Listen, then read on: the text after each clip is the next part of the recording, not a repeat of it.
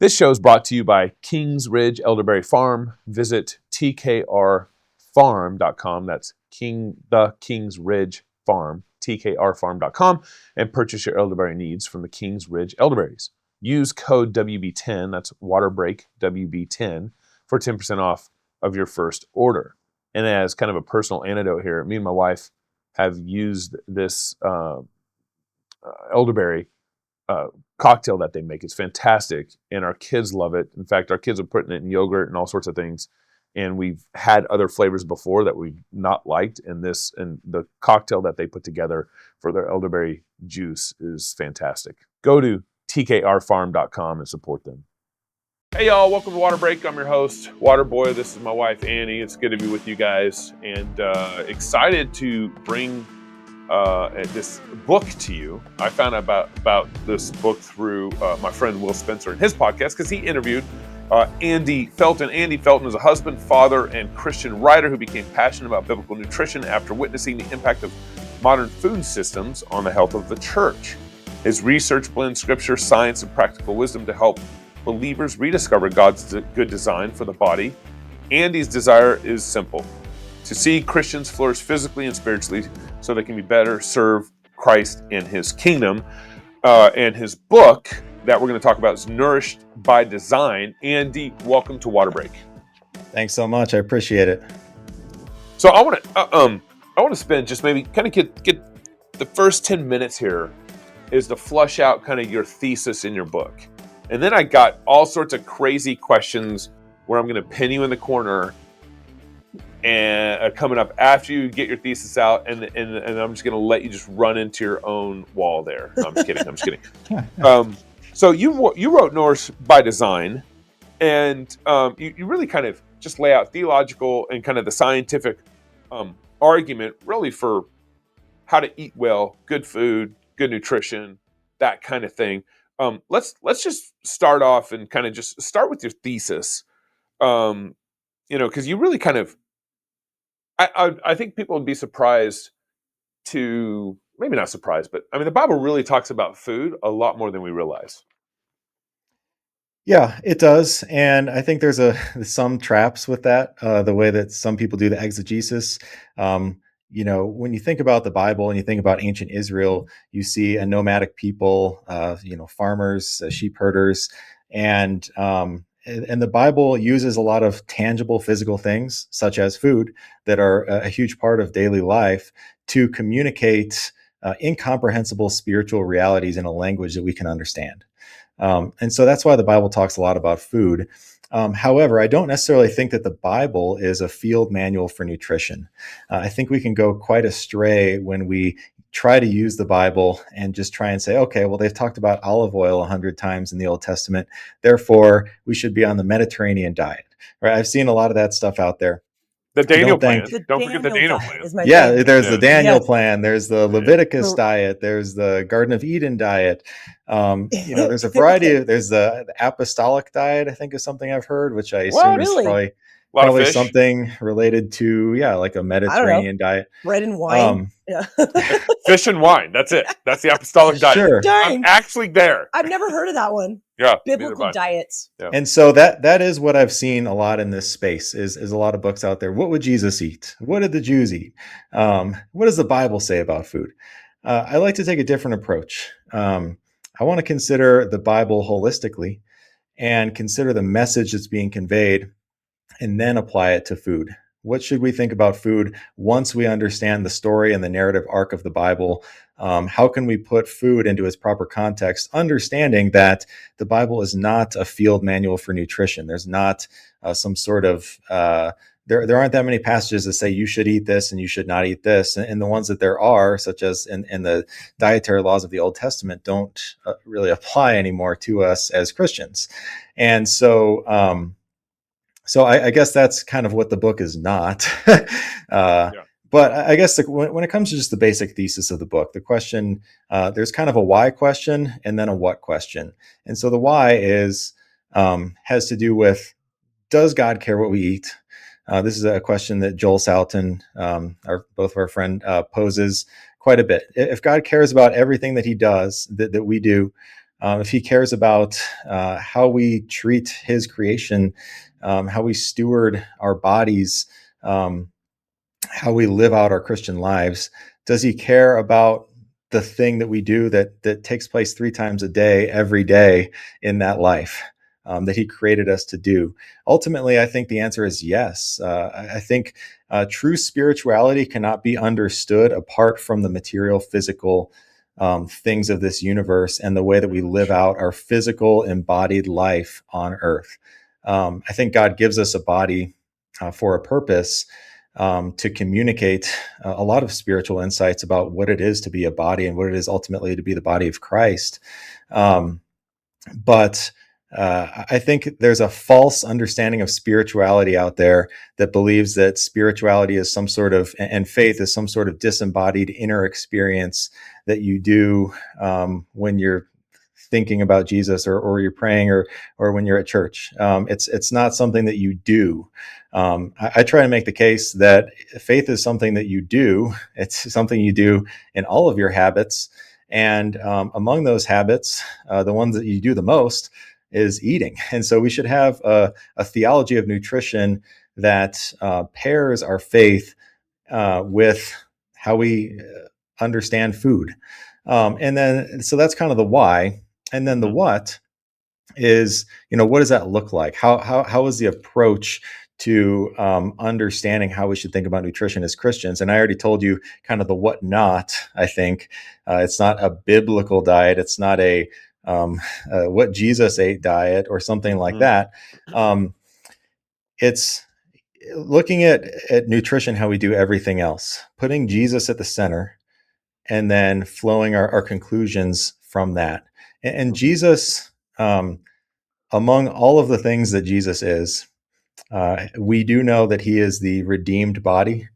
We do know that he is the divine physician, and he's the bread of life. These are all things that have fundamentally are within the purview of nutrition. And so if we look at Jesus from that perspective as the gold standard for how we should understand the body, food, and health, then I think we can start to make some reasonable conclusions about what do we think about our ordinary meals with respect to that. Mm-hmm. So I thought you also brought in kind of an interesting point when you were talking about how Christians really look to the scriptures for morality, standards on sexuality, but a family, how to be a family. But at the same time, we haven't really looked to the scriptures for and God's design for food in the scriptures. Yeah, I mean, I think, going off of what I was just talking about before, I think if you look at Jesus as the bread of life, as the true food, as the only food that satisfies, we can start to look at that, and you start to look at things like the Lord's Supper, for example, right? I have this concept in the book called Eucharistic eating, and it's kind of trying to develop like essentially a moral framework or an attitude for Christians to believe about food and how they approach food every day. Mm-hmm. And I think if you look at it from the perspective that Jesus is our true food and that the Lord's Supper most embodies that reality, mm-hmm. We can look at some of the things that the Bible teaches about the Lord's Supper, for example. For example, the very name is the Eucharist. That was a name that was adopted for the Lord's Supper very early in church history, and it simply means thanksgiving. And so, if you look at the New Testament, you can start with that reality, and you can look at all the passages that talk about being thankful for your food, and what does that really mean? What does it really mean to have gratitude around your food? You look at things like reconciliation. Jesus in the Sermon on the Mount says that you can't practice true Christian worship unless you're reconciled with your brother. And then in 1 Corinthians 11, in Paul's discourse on the Lord's Supper, he rebukes the Corinthians for not practicing proper fellowship and discerning the body of Christ in their eating. And so you start to look, okay, like what does that mean for my regular diet? If Jesus is the true food, how can I understand all of these realities as they apply to my regular diet? and not trying to sanctify the regular diet as though it's at the same level as the Lord's Supper, but just applying some of those spiritual insights as a kind of a spiritual practice that we can live out every day with respect to our meals. That's kind of more what I'm talking about when we talk about the Bible being used to tell Christians how we should eat and how we should approach food. Somewhat jokingly, I've told Annie that any diet or fad that rejects the Lord's Supper, so no wine, no bread. That's a good rule. It's a great rule of thumb. Now, of course, that some people can genuinely allergic to bread or whatever. So I'm a little bit, joking on that side of things. But generally thinking, I think it's a great principle. Maybe the question is, what have we done to bread, and what have we done to ourselves that we can't eat bread anymore? I think that's the bigger question. Not castigating bread as though it's inherently bad, recognizing that some people are sensitive to it, but why? What did we do to our guts? What did we do to our wheat that we can't eat the bread that Jesus chose to represent his own body? Well, can we get into that a little bit? I'm interested in hearing, it looks like you talk about these as the 5 pillars of nutrition or of the plate. And these are the things that you, and I mean, I think I agree with you, you think are the key, pillars, I guess, to good nutrition. Can you just run those out for our audience and kind of tell us why?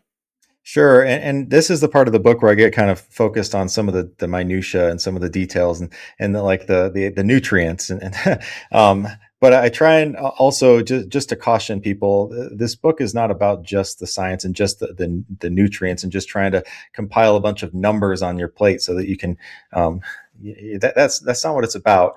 But I do think, when you really think about it, there is this aspect of food that you do have to understand what you're eating for, and nutrients is a big part of it. And so the 5 that I lay out as being kind of pillars of the plate, the things that we should not that we need to count calories or that we need to count these things exactly, or be super rigorous about dicing out our food exactly so that it's got a perfectly proportional plate, but just things that you should kind of focus on if you're building a diet.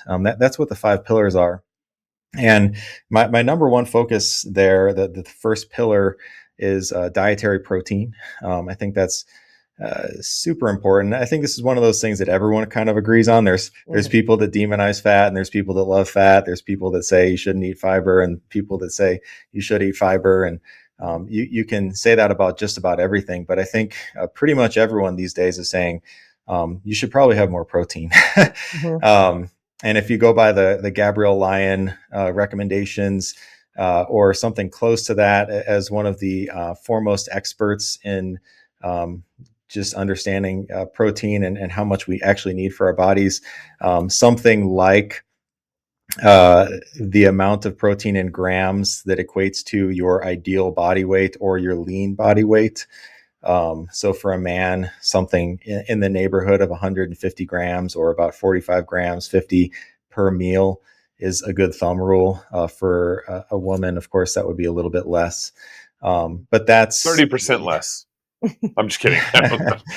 But isn't it when you work out in the gym, usually that's the difference in weight? Oh, like the CrossFit RX difference? Yeah. Is that what you're doing? Just, I'm making that up. Yeah. But I mean, the 30 grams per meal is a good general rule for ladies. There you go. I was so close. Yeah. And this isn't something you have to be completely precise about, of course. It's not a science per se, but they're just having kind of a framework for understanding what might be your priority if you're trying to build a healthy diet that is based on God's design or based on the logos of creation or the design that imbues every one of our cells. What do they need, right? They need energy, building blocks, and they need the right information, right? And so with the protein piece, you're covering the building blocks piece to make sure your hormones, neurotransmitters, muscle protein, everything else is able to be produced so you can do the stuff that you need to do every day. The second piece, second pillar, I think is natural fat. And basically natural fat just means any fat that hasn't been completely distorted or manipulated or destroyed by man's fallen ingenuity. And so that would basically exclude things like ultra processed oils and those ultra processed trans fats and your canola oils and your cottonseed oil and things like that. But what that leaves you is with any fat that God made. That's where you start to talk about things like saturated fat. Like, what? Like, are you kidding me? How is saturated fat healthy?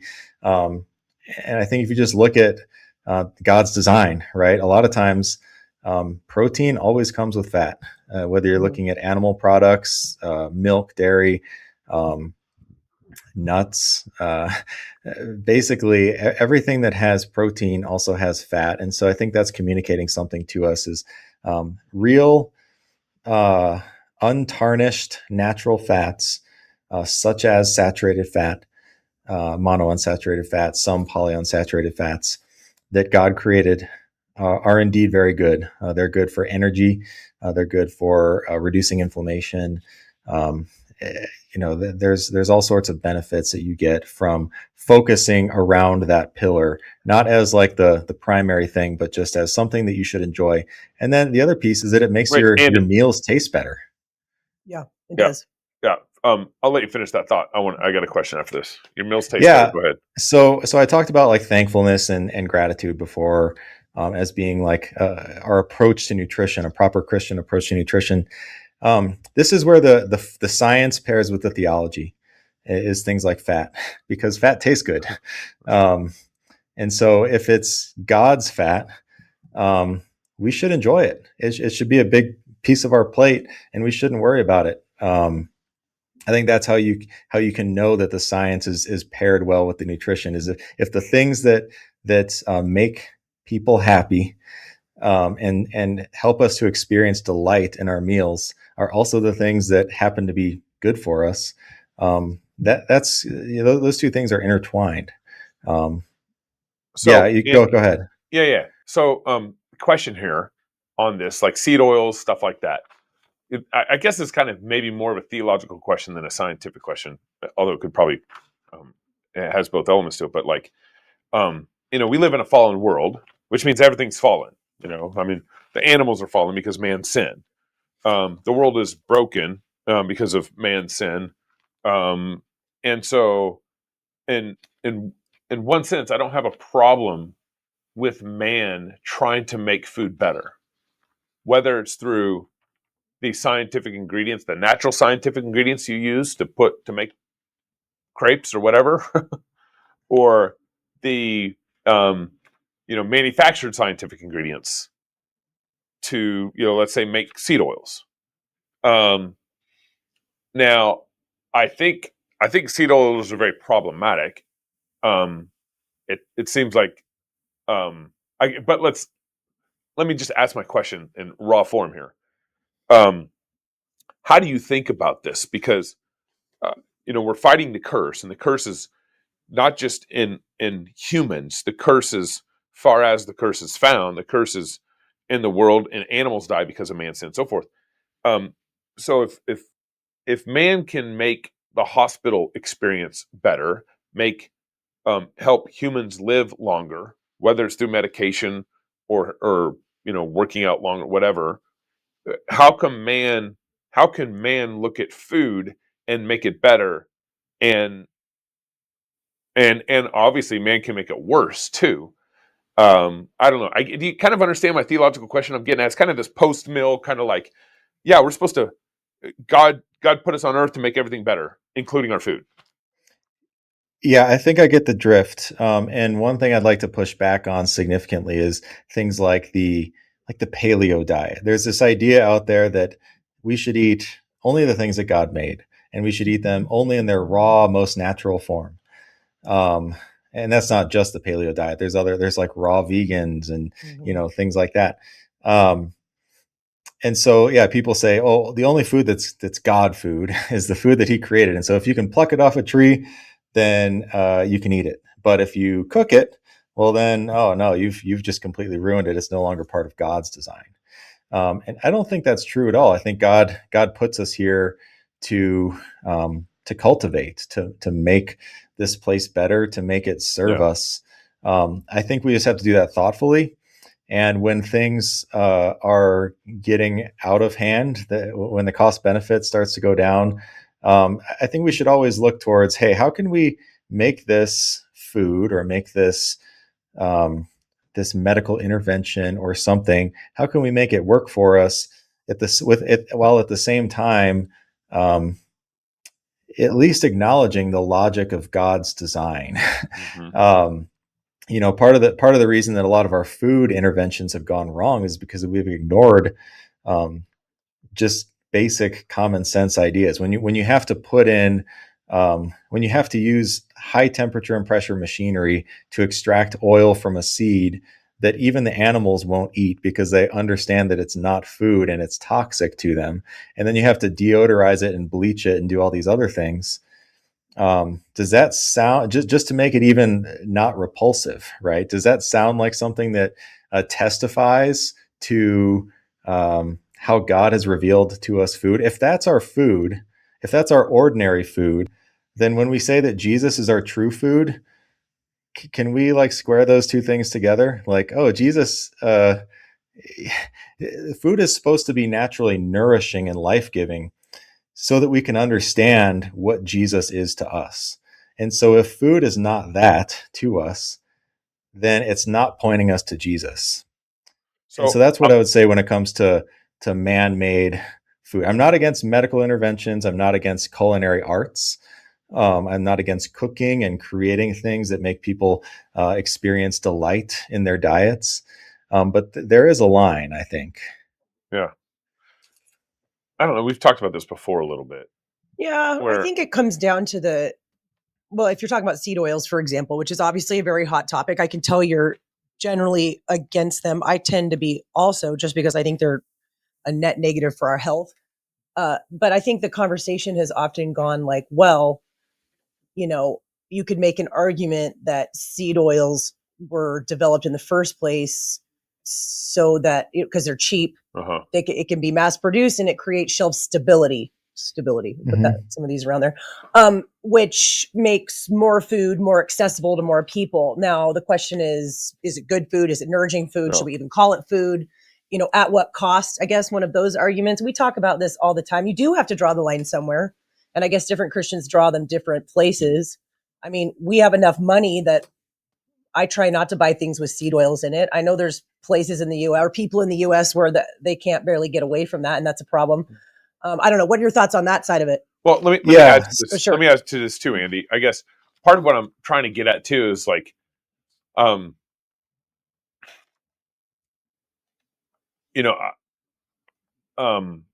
think there is a line somewhere, but I guess I'm trying to get at is like, what's the principle or what is guiding me on that, in the sense that like, I have no problem with man doing cool things with chemicals and making it better.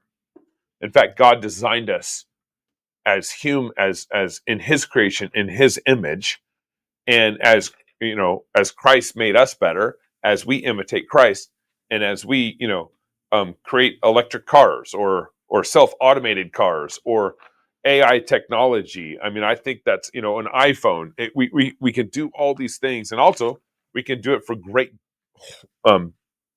horrible. It can, the iPhone can be a great tool or a great or horrible God. Sure. In the same way, it's like, how can we be thinking about food where it's like we really are genuine human ingenuity that is actually making food better, taste better, more accessible, and then the flip side of that coin, where it's real ingenuity that's making food worse, more toxic, and bad for us.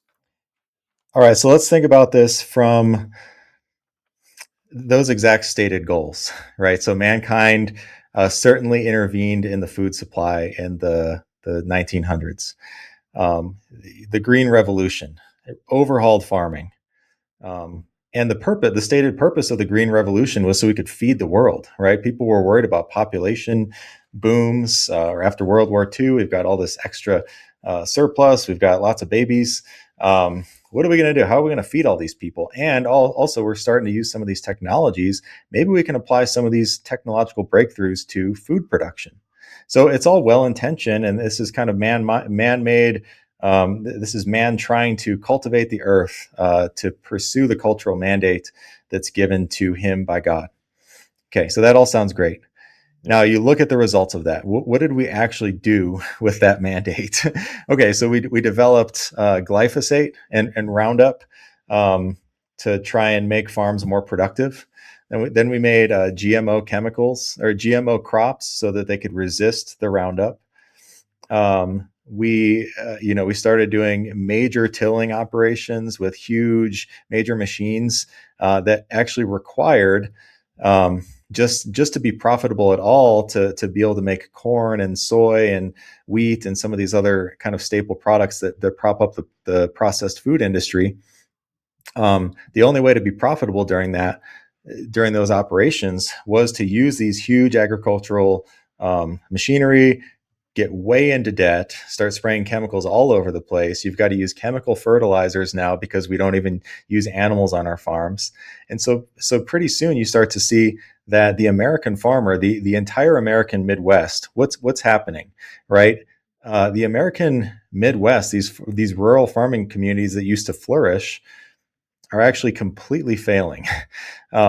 This is not a picture of God's abundance in these communities, right? It's a picture of just the worst outcomes that you can see in society. And you mirror that with our health, right? As these food interventions and the way that we farmed and other things have taken hold and it's changed our food, you've seen heart disease and strokes and neurodegenerative disorders and autism and autoimmune disorders and arthritis, and everything else is skyrocketing too. And there's a genuine, legitimate connection between all of those things. It's not just people are getting older, right? That doesn't explain the autism rates or the infertility rates or the increase in mental health issues and things like that a lot of them are biological in nature. And so what is food supposed to do, right? This is a good question. Is why do we have food? Why do we even have bodies, right? Why did God make us to be needy creatures? He could have just made us to maybe, I don't know, somehow perpetuate ourselves without food. So why did he give us food? Well, I think number one, it's to show God to show us daily that God fulfills our needs and that we require our Creator and his abundant generosity for us to live. And number two, it also shows us that we require other people to live. We're meant for community, and communities have often been built on just the ability to combine resources to make food to feed the community. And so you start to look at the breakdown and what mankind has done in its best intentions with the technological advances that we've had, straying away from God's design. And you can see not only has our health outcomes gotten much worse, but you look at just the societal breakdown of our rural communities. They're no longer flourishing, and they're no longer painting a picture of God's abundance in society. And so that's the line. To me, you have a perfect example of the way that the wrong way to intervene in our food by just looking at the 1900s. Mm-hmm. I want to actually go back to the pillars of the plate. Oh yeah, because that's fine. We got through two pillars. We derailed you. Or something. You triggered us when you said seed oils. Yeah. But okay, we got through quality protein and natural fats, Yep. and then we talked through the seed oil thing a little bit, and then do you want to keep going? Yeah. Yeah, let's keep going. Number 3, okay. Fiber. Awesome. Yeah. So fiber, this is one of those ones that's not absolutely necessary to live. You can live without fiber. And there are some people that do have these extreme carnivore diets. And, people like the Petersons, for example, that like Jordan Peterson, his daughter can't eat fiber. They just can't. They thrive on meat. There are those kind of circumstances. But for most people who can handle fiber is very helpful. And there's two kinds, soluble and insoluble. And within the soluble kind, there's prebiotic fiber, which is fantastic for feeding your beneficial gut bacteria. And those gut bacteria do all sorts of wonderful things for you, like making short chain fatty acids, such as butyrate, that do magical things for your brain and every cell in your body. And so fiber is a fantastic piece. Give me an example of some of that fiber you're talking about. Yeah. So things like, of course, fruits and vegetables, right? They have fiber in general. There are some like kind of higher fiber things and things that have like more prebiotic fiber. One of the things that stands out to me, because I just love it, is basil seeds. Basil seeds and chia seeds, both. When of course, when you hydrate them, they kind of have this like slimy kind of goo that forms around it. A lot of that stuff is soluble fiber, and your gut bacteria just eat that stuff up. And so basil seeds are one of my favorites. I say supplements, quote unquote, because it's just a food, but it's kind of something you might not normally eat unless it's within a recipe or something like that. So this is kind of where your fruits and vegetables shine, is the fiber piece. Just in general, right? Next one, fermented foods. I think this is an area where you start to see the flavor and the cultural piece marry with the nutrition, like the science piece and just the benefits for your body. And fermented foods are just, people used to use them because they were the only way to preserve food. And so you just had to naturally, you had to ferment stuff. And stuff just naturally fermented too when it sat out, right? Milk just turns to kefir when it sits out. And so anyway, and people have always understood some of these processes. They've always understood these in the ancient understanding. Fermentation was like a gift from the gods, right? At least, that's what the Egyptians thought when they let their bread decay. And turns out it tastes better too. It's kind of got this interesting tangy flavor.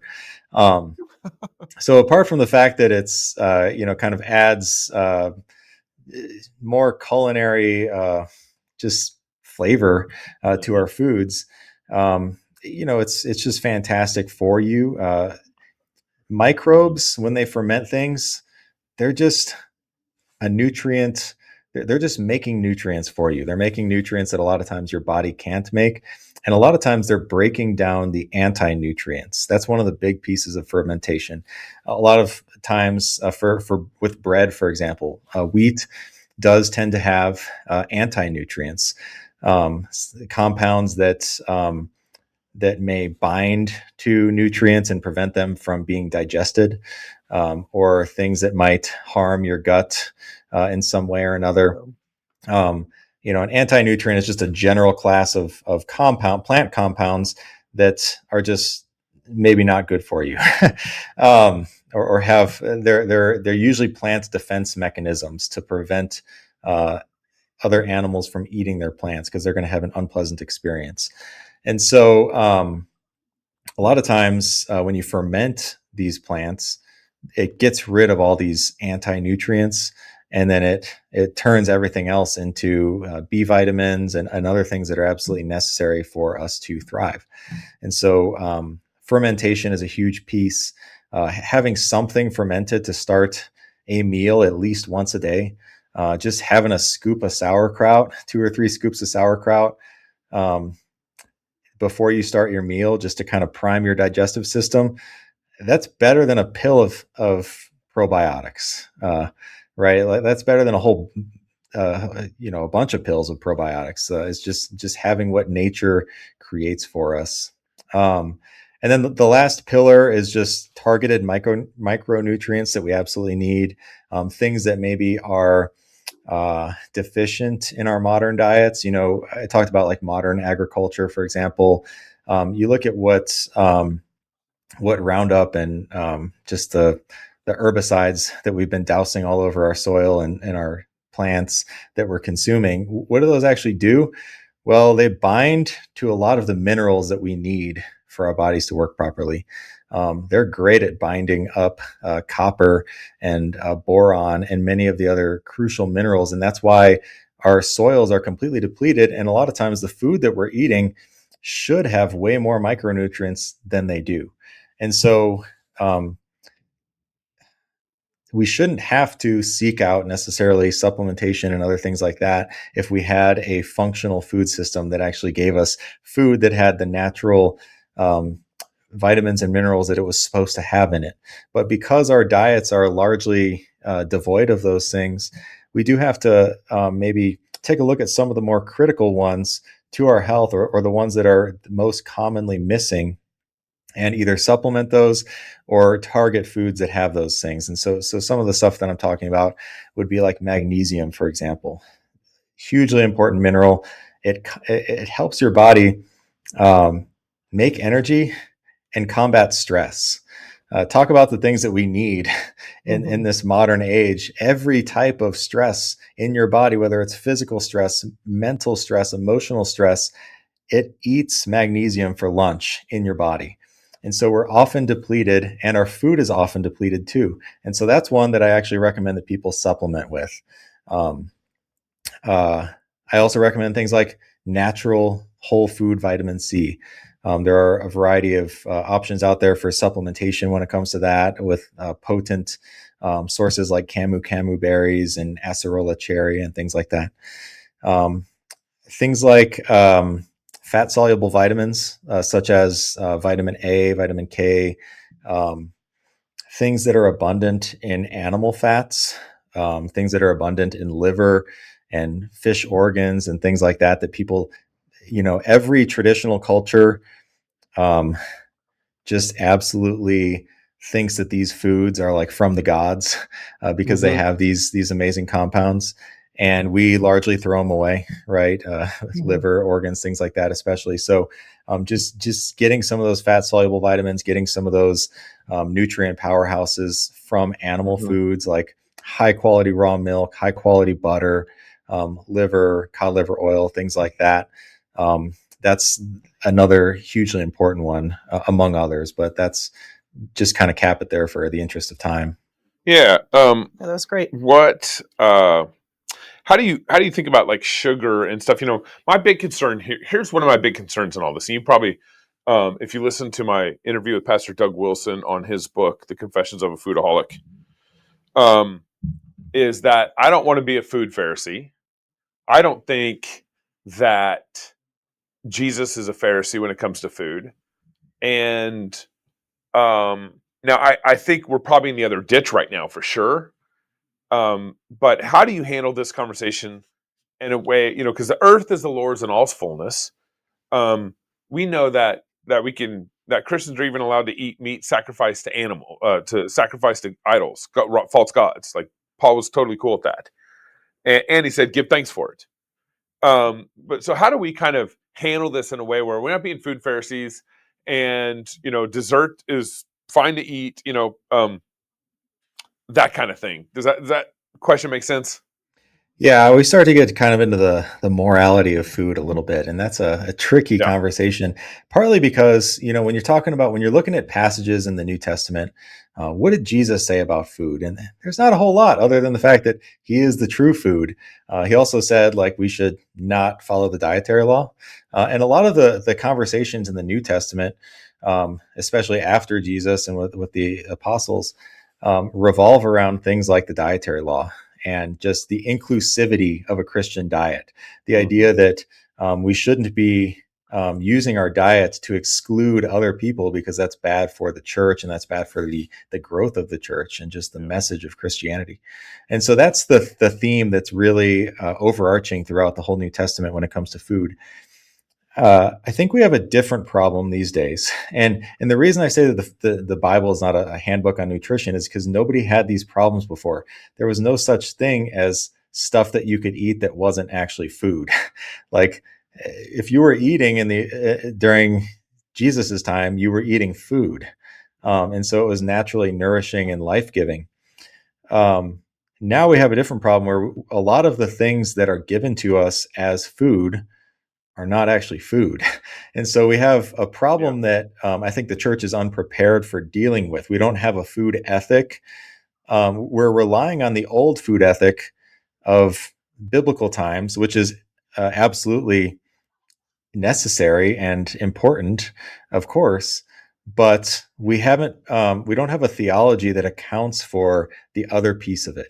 And so a lot of this is something that's it's new. We have to apply other principles and other wisdom to kind of understand how should we treat some of these man-made inventions, such as table sugar, right? Nobody had table sugar back in the day. They just ate, if you wanted sugar, you would eat fruit. That was the thing that had sugar in it, right? Now we have all sorts of desserts and things like you're talking about. So how should we understand sugar? And I think we have to have a nuance. Yeah. Try not to be a food Pharisee. Okay. If you're at a party, if you're at a church event and you're at somebody's house and they offer you a cookie or a piece of cake, just eat it. Like it's not, there's a point where I think if you've prepared yourself in your daily habits to the point and you've got a good relationship with food, to where you're doing the 80% right, the other 20%,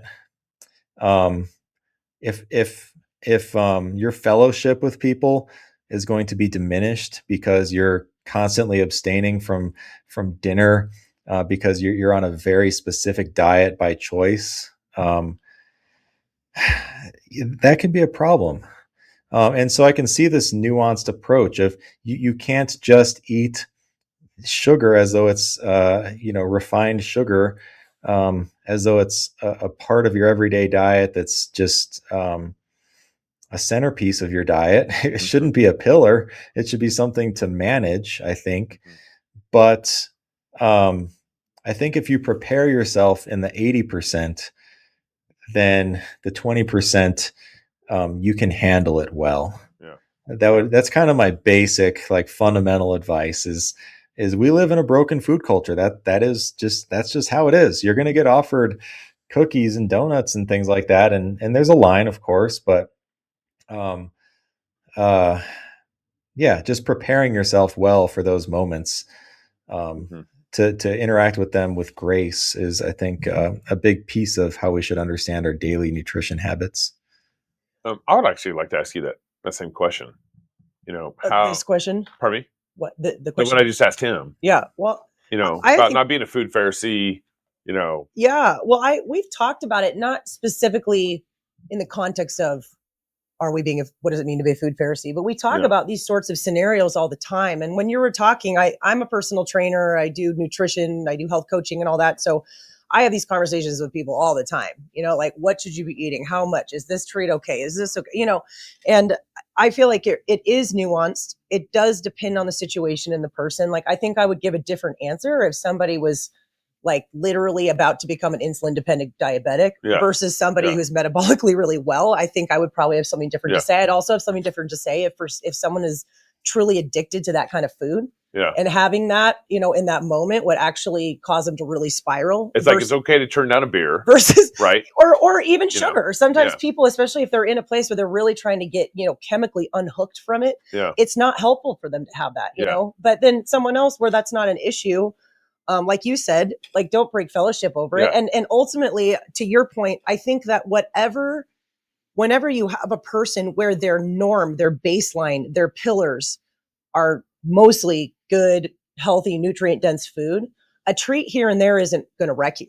Like, it's kind of arguing for the exception. Exactly. And I think people like to think that way, but it's like, no, that's not actually the issue, is having a treat at Christmas or whatever. It's what are you eating, the other 360, 3 days of the year, most of the time. Because like you said, I think at the start, food is, you didn't exactly say this, but you said, does God care about something that we're, inputting into our body 3 times a day, every day? Yeah, it's super impactful. Probably the most impactful input into our bodies, I would say, more so than supplements, more so than even exercise, more so than anything, because we're getting absolutely. It can do so much harm, so much good. So I can hear you kind of alluding to that 80-20 rule, which a lot of people a lot of reasonable people in the nutrition space do, where they just say, listen, try to eat food that is a blessing to your body 80% of the time.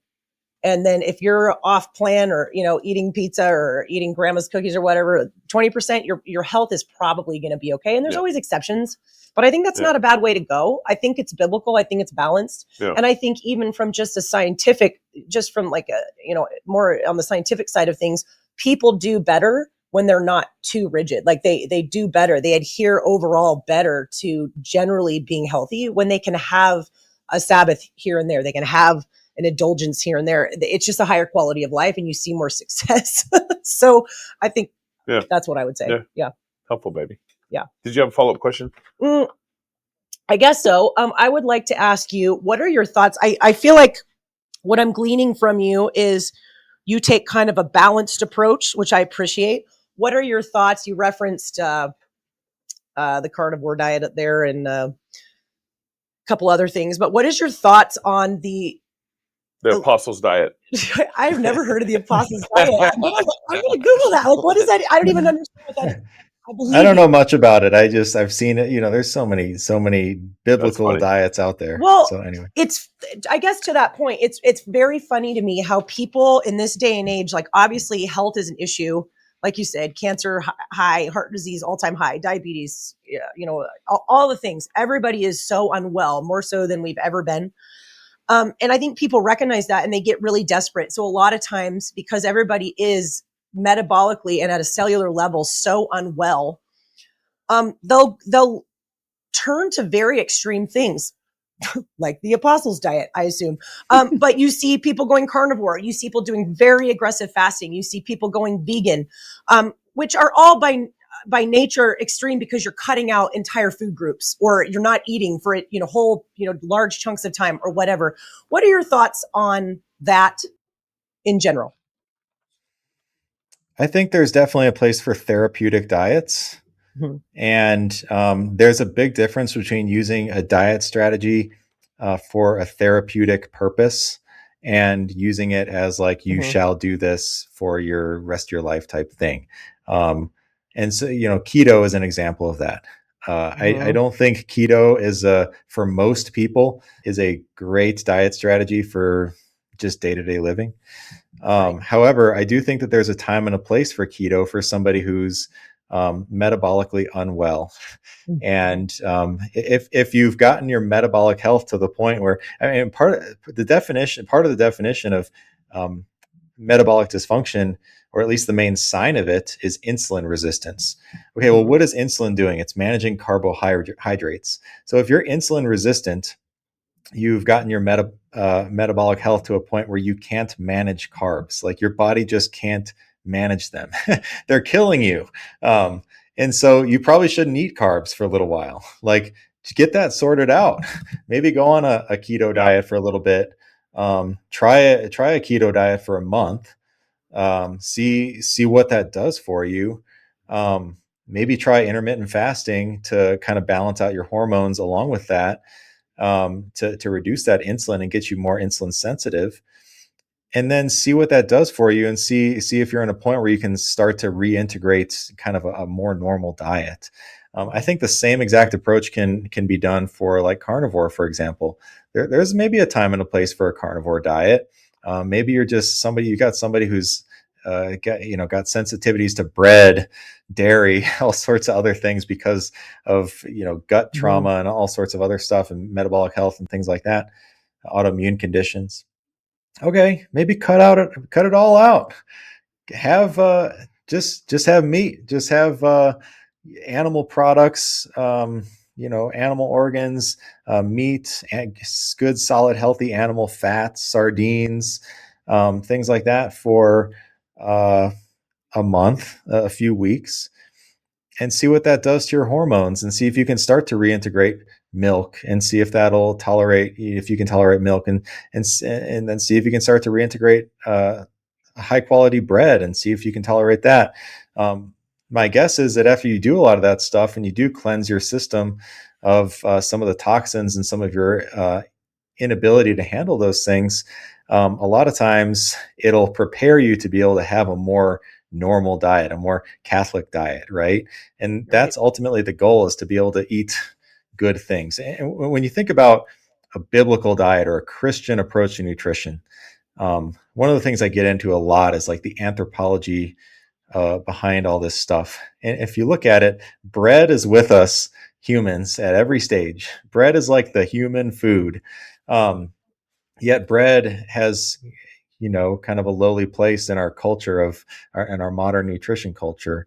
So if you're, same thing with dairy, like a lot of people are insensitive to dairy. Well, a lot of it has to do with the fact that we've just completely destroyed dairy by ultra pasteurizing it and homogenizing it and feeding our cows hormones and antibiotics and all this stuff, to where we're not even eating real dairy. But if we were having real freshly milled grain bread and real raw pasteurized milk and red meat and pork and everything, you name it, that's a Christian diet. Like, what other diet out there allows you to have all those things? And that's the liberating part of a Christian diet, is that's healthy. That's God's design for your body. It's also a delightful experience to be able to have all those things. But the reason we can't a lot of times is because we've lost that privilege. Yeah. So, that's great. Good. I like your thoughts on that. So, Andy, our Waterbreak logo is failed at this point. Failed. That means the interview is like over. No. Where do you want people to buy your book? Nourished by Design. Yeah, Amazon is where it's sold. So just type in Nourished by Design, Amazon. It's a Christ-centered approach to nutrition. And then I also have a website called nourishedbydesignbook.com, but it'll just direct you to Amazon as far as the purchasing goes. But you can contact me at that website. So. Okay. And no social media following. You don't do that. I'm not a huge social media personality, if you will, but I do. I'm happy for people to follow me and just interact with people in that way. I've got some of that stuff on my website as well. So. Okay. Great. Nourishedbydesignbook.com. Is that correct? Interesting stuff. That's it. Very good. Well, thank you for joining Waterbreak, man. Appreciate you. If you guys want to be in a conversation with us, email us at RenchMedia@gmail.com. Also, reserve your dates for our first Waterbreak Summit, March 27th, 28th. We got Ben Greenfield, Sal, Joel Green, Sal Stefano, right? From Mind Pump. Oh my gosh, Sal DeStefano from Mind Pump. Joel Green and others coming March 27th, 28th. That's here in Moscow. Would love to see you guys there. We should be live with registration in January, so at least reserve the dates now and look forward to registering in January. So, anything else to wrap up here, baby? No, this was great. Thank you so much. This sounds like a book that you could give to your unhealthy Christian friend, Yeah. To a fat Presbyterian near you. You're overweight. Here you go. No. It's not that subtle, but it's needed. It's needed. And I just love that you're giving some like really deep theological arguments, because I feel like that's what a lot of Christians need.